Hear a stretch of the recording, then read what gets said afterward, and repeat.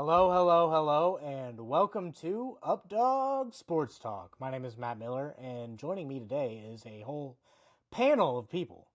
We have Justin McGovern, co-host. We have Intern Tones, and we have special guests, Chicago Joe. What's going on, fellas? I like how Chicago Joe is just becoming his moniker now. It kind of works though. It works. It works. I think I like Intern Tones a little bit better though. No. Chicago Joe. That's all you. I mean, guys, like football preseason is we're 4 days away from preseason. You know, Technically, it already passed. Yeah, Hall of Fame game. Sure. We all forget about the Hall of Fame game, But they don't broadcast it, right? So it's like, call me Combi. Justin, what are we talking about? Well, as you can tell by the fact that we have Chicago Joe on the show, we are talking about the NFC North. And look at that. Friends don't let friends be Packers fans. We'll see if any Packers fans have an answer for that one.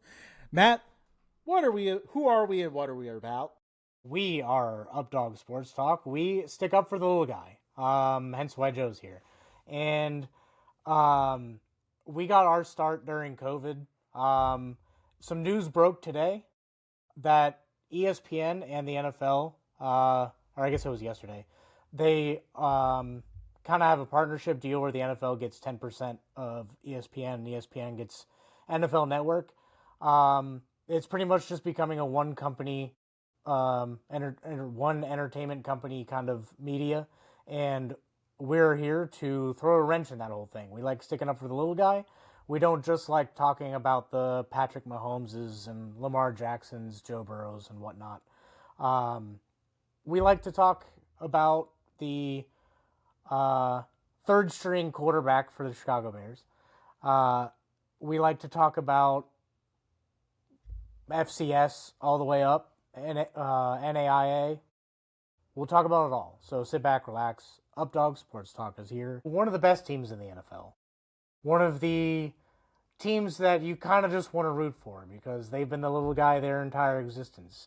The Detroit Lions, coming off of an excellent season last season. A little bit of disappointment in the playoffs, but, I mean, we won't talk about that. They didn't have a whole lot to address.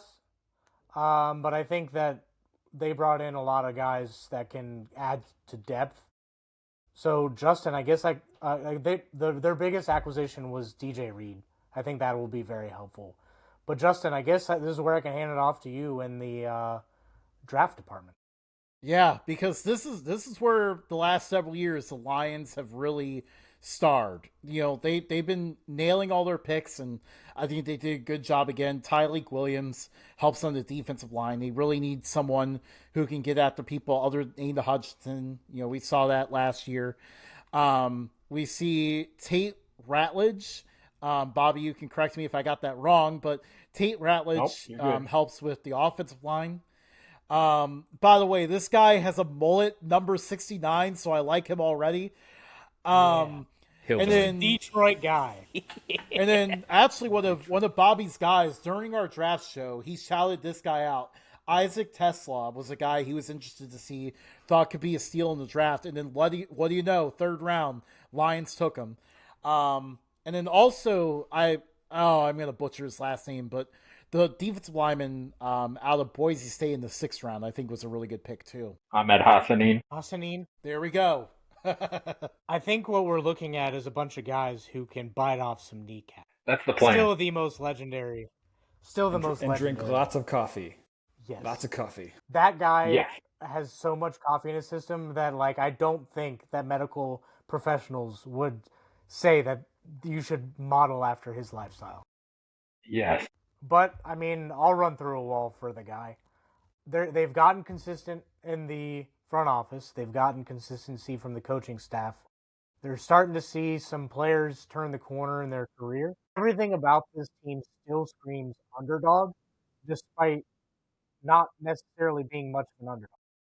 Not anymore. Now they're the number 1 seed in the NFC.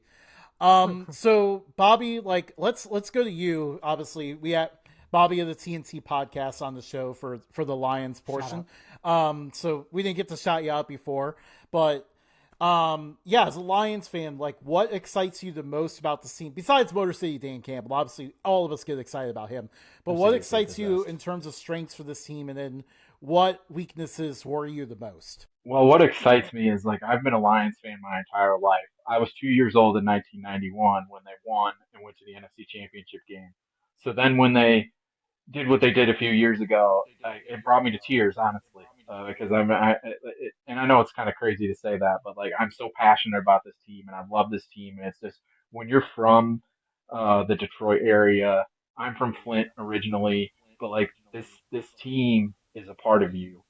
So the fact that they've risen through the just terrible, terrible nonsense that they were for so long.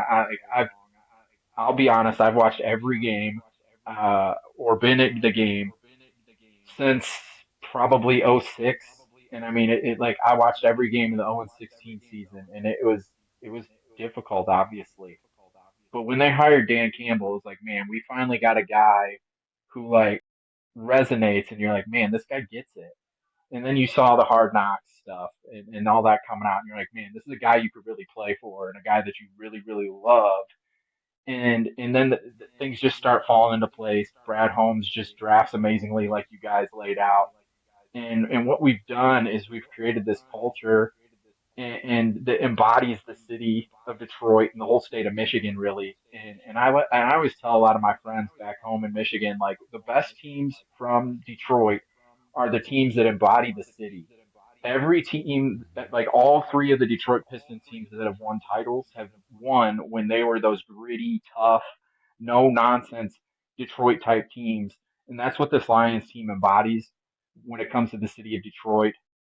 Obviously, you look at our offense. I mean, we got studs on that side of the ball, but I mean, you'd be foolish if you didn't say you're worried about Frank Ragnow retiring, and we got to shift our offensive line around and play a rookie in Tate Ratledge at guard and a young guy in Christian Mahogany who only has a couple starts at guard, and Graham Glasgow is playing center. We have two of the best tackles in the NFL, but at the same time, it's like we went from having arguably the best offensive line in the NFL to now it's a little bit of a question mark. Well, and with Brian Flores running a double A gap blitz, I don't think tackles really matter in that situation. True, but Jared Goff has done a tremendous job against that in the past, his communication aspect, and he's a very, very smart guy. So we've been able to handle that pretty well, I feel like. But without having Frank Ragnow was a huge part in that, so I think that's going to be really, really interesting to see moving forward what that looks like, especially against Flores and the Vikings, like you said. Yeah, I mean, Jared Goff, I grew up a Rams fan. When Jared Goff went to the Rams, I actually wanted Carson Wentz.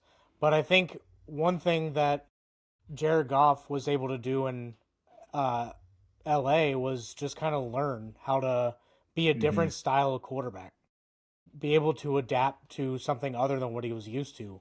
And when he got to Detroit, they allowed him to go back to who he was, but he never forgot what he learned in LA, and it's made him take that next step up. I think that's right, Matt. When that trade was first rumored to be happening, I was like, I mean, is Goff cooked? Like, is this kind of like he's on his way out? But then he did the exact opposite. He's been tearing it up in Detroit, and I think the city has embraced him, but then he's also in turn embraced the city and kind of, to Bobby's point, like modeled that mentality that's even driven deeper by Dan Campbell, so it's all the pieces gelling together. I mean, Jared Goff is a chant, like, throughout the city. Yeah. It is a thing they chant, like at not even football games, but other places. It really embodies like what they're going for and what they represent as a whole. Yeah, that city just loves that guy. And I think, not to keep bringing it up, but I think that he may be another guy that could get a statue outside the stadium in a franchise that doesn't have a deep history of quarterbacks. I don't think it's that hard for him. If he just brings success to the city, I think he could be a legend there. What's a Motor City Dan Campbell statue gonna look like? Do you think he's holding coffee, or do you think he's breaking through a brick wall? I thought it was There's just so many patella ways. Yeah. in his mouth. He's drinking it out of... Or a cigar or whatever you want to give him. Yeah, I will say, Bobby, as a Bengals fan, and they be messing around. The ownership does from time to time in a very frustrating way. They're like if they move Cincinnati, if they move the Bengals out of Cincinnati, coming up to you, big dog, and it's go Lions from there. Lions, Welcome. I mean, the Lions are the epitome of this show. Lions are everything that we stick up for when we talk about sports. I mean, their last prior to the last year, their last playoff win was 1957. So it's a team that you can't root against unless you're a Bears fan, I guess. But I root for the Detroit Lions, man. I don't what's care. funny? There's so much heart. I live in Illinois now, and my wife is a diehard Bears fan, so we have some fun with that.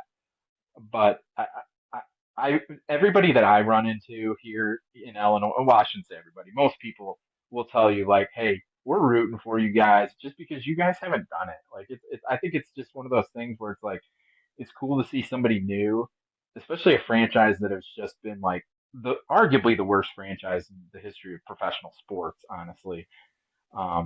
Just kind of rise from the ashes and be what they are right now. watch them just rip off 14 straight Super Bowls. I'd be all for it. Yeah. There will be no more Funny Detroit. how the NFC. There really wouldn't. It wouldn't make it at least through the your second home, one. At least your stadium isn't known as the factory of sadness, right? So That's there's true. definitely a lot more stuff going for you. It is aging pretty quickly, though. I will say it's a beautiful That stadium. place. It'll be interesting to see, though, in a handful of years, what they're going to do because they've built all the professional stadiums right next to each other.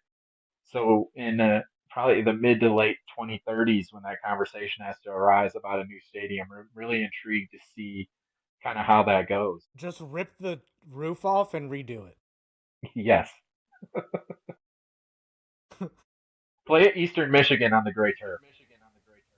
Yes. Oh, that would be dope. There you go. Oh yes, there we go. Give us NFL games of the gray turf. Make it happen. I mean, if the Vikings had to play at the Minnesota Gopher Stadium, then why can't the Lions play in Eastern Michigan? In a pickle. Absolutely. Ann Arbor's not too far. Right. No one wants to play in that stadium. Go to the gray turf. It's more character. Isn't that the largest stadium in the U.S.? I think Yes. technically. Yep. Justin, can you confirm? I actually don't know which one's the largest one. Is it Michigan's? Or- Yes, Yeah. absolutely, I'm it's pretty sure Michigan. I'm pretty sure it's one of the biggest in the world or in the Western Yes. Hemisphere, aside from the Azteca in Mexico City. I'm pretty Yep. sure. Over Exactly. 110,000 seats. That's bigger than some countries, dude.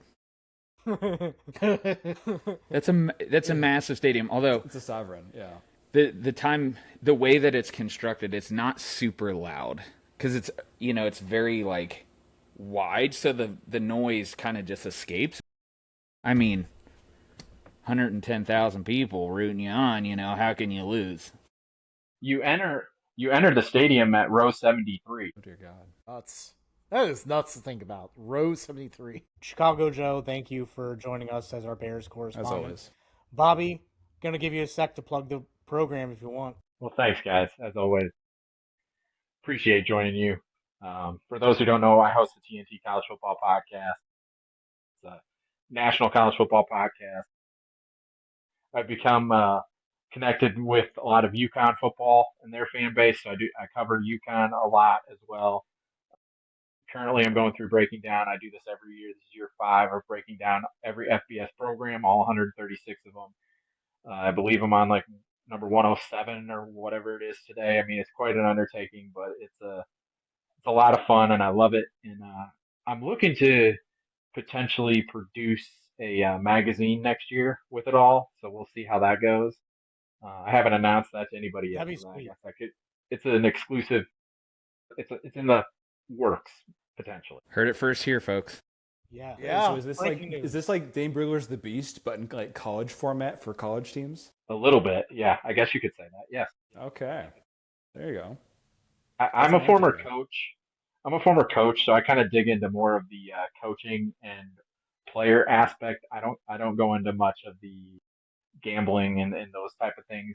I kind of look at it more from this is the overhead view and what we could potentially see happen from that perspective, and I kind of dive into it that. Very cool. Well, gentlemen, thank you for joining. Everybody else, follow us at Updog Sports Talk. Bobby, what's your handle? At TNT College Foot One. Go give Bobby a follow. Great content. We have good content too, so don't forget about us. We Absolutely. are wherever you get your podcast. We're on Reddit. Feel free to also post on our Reddit. It's not just for us, it's for anybody who wants to talk any level of sports. So hop on there and talk ball. And then, yeah, we'll catch you guys in the fall when we start doing our live shows and our AFC North coming soon. So thanks, guys. Later. Thanks for